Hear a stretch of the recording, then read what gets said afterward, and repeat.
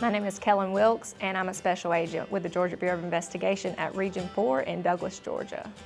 Growing up, I really had no idea what I wanted to do as far as a career, and in fact, I even went to the University of Georgia still very much undecided. It wasn't until a professor introduced me to the idea of the GBI and their internship program that I even found out either of those things existed. I applied for the internship program and I was assigned to Region 4 in Douglas, Georgia. Unfortunately, once the internship was over, the GBI was not currently hiring agents at that time. So I decided to put myself through the police academy, and then I got hired on with the drug task force in South Georgia. For the next year, I primarily worked undercover drug investigations. And during that time, thankfully, the GBI started hiring again. I was offered the crime scene specialist at Region 4 in Douglas, where I previously interned.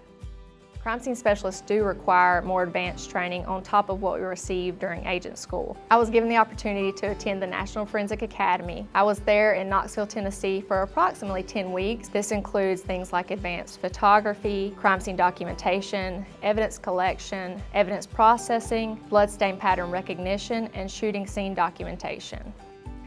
I do have a big heart for community involvement, and thankfully at my office we are very immersed in our community. We participate in lots of events throughout the year. This ranges from Shop with a Cop in December and numerous other activities primarily throughout the school system. These kids are just such a blast. They love having us there. They love seeing all the fancy forensic equipment, the drones and the cameras, and they get to touch it all and play with it. So it's always just a really good time for everyone involved. My career has allowed me to cross paths with my husband. He is a state trooper. He's a post commander at the Hazelhurst post.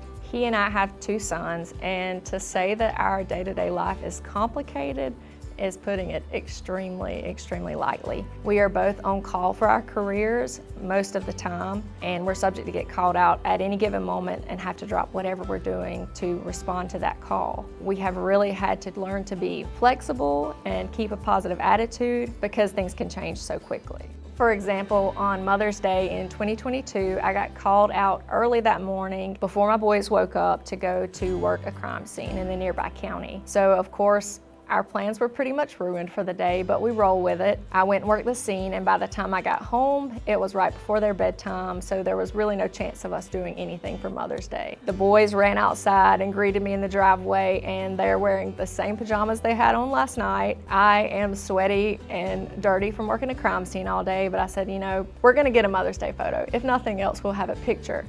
And so my husband snapped a quick picture to just show how Mother's Day really fell apart that year. But in retrospect, it's really one of my favorite photos because it so perfectly depicts the insanity of our day-to-day lives.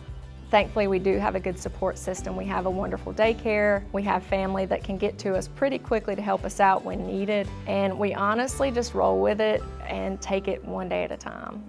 It can certainly be a struggle to be a mom, a working mom, and trying to make ends meet. There are certainly days that I don't feel like I'm 100% in either location. I don't feel like I'm giving work everything.